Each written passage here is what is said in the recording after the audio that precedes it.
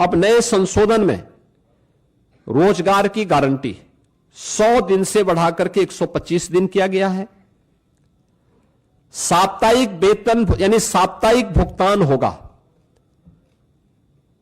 ऐसा नहीं कि महीनों और वर्षों लग रहे हैं। अब हर सप्ताह लेबर ने काम किया तो साप्ताहिक उसे भुगतान होगा, और देरी होगी तो इसका मुआवजा भी देना होगा, यानी उसके लिए अतिरिक्त तो उसको ब्याज देना होगा।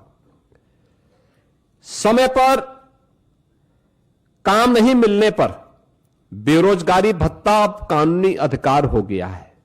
यानी अगर कोई व्यक्ति कहता साहब मुझे काम चाहिए और काम नहीं दे रही है ग्राम पंचायत, तो उसके बदले में उसको भत्ता की गारंटी होगी।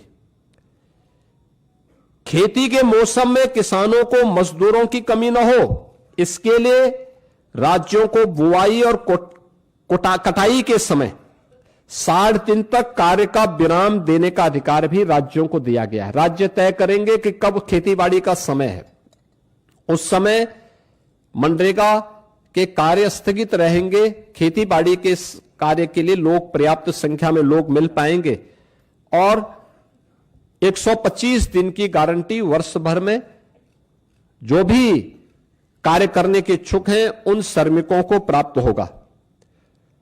किसान और मजदूर दोनों के हित इसके माध्यम से सुरक्षित रखने की गारंटी दी गई है। खोदने और भरने वाली कामों पर विराम होने से स्वाभाविक रूप से जिनके हित प्रभावित हो रहे हैं वो चिल्ला रहे हैं, क्योंकि गड्ढा खोदते थे फिर उसको पाटते थे। ये प्रक्रिया अब उनके हित प्रभावित हो रहे हैं तो स्वाभाविक रूप से उनका चिल्लाहट होना स्वाभाविक रहे।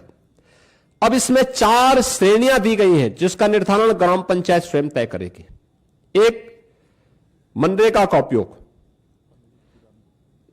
जो पहले होता था वह कोई अस्थाई पर संपत्ति आप नहीं बना सकते थे, लेकिन अब विकसित भारत जी राम जी के माध्यम से हम अस्थाई संपत्ति का निर्माण कर सकते हैं, और उसके लिए 4 प्रकार के प्रायोरिटीज तय की गई, प्राथमिकताएं जो तय की गई, श्रेणियां। एक, जल संरक्षण के लिए आप देख रहे होंगे ग्रामीण क्षेत्र में या शहरी क्षेत्र में अक्सर आप देखते हैं ग्रामीण क्षेत्र में बहुत सारे ब्लॉक को हमें वहां पर डार्क जोन के रूप में घोषित करना होता है। पानी की मात्रा बहुत नीचे जा चुकी होती है, कोई वहां पे स्थायी व्यवस्था नहीं बन पाती है। अब इस योजना के माध्यम से जो मनरेगा में व्यवस्था नहीं थी, विकसित भारत जी राम जी के माध्यम से गारंटी दी गई है कि वह इसके माध्यम से जल संरक्षण की अस्थायी व्यवस्था क्रिएट कर सकते हैं, यानी रेन वाटर हार्वेस्टिंग की व्यवस्था, चेक डैम की व्यवस्था और उससे जुड़ी हुई अन्य सुविधाओं को वहां पे गांव में वो क्रिएट कर सकता है। ग्रामीण बुनियादी इंफ्रास्ट्रक्चर के माध्यम से वह इन चीजों को वहां पे विकसित कर सकता है। सड़क, नाली, इन सब का विकास कर सकता है। आजीविका संबंधी इंफ्रास्ट्रक्चर को भी इसके माध्यम से क्रिएट कर सकता है। खेल का मैदान बना सकता है, ओपन जिम का निर्माण कर सकता है। गांव के पास पैसा है, गांव के पास लैंड है, गांव की मार्केट मंडी बना सकता है। गांव में सड़कों पे जहां तहां जो मंडी बनी हुई है उसको हटाकर उसको व्यवस्थित रूप से दुकानें बनवा करके एक अच्छे खाली जगह पर उसको अस्थायी रूप से सड़क से हटा करके एक सिस्टम के साथ जोड़ सकता है, जिससे सुरक्षा की गारंटी व्यापार उस दुकानदार के पास भी हो जाएगी और साथ साथ गांव के पास एक इनकम का माध्यम भी हो जाएगा।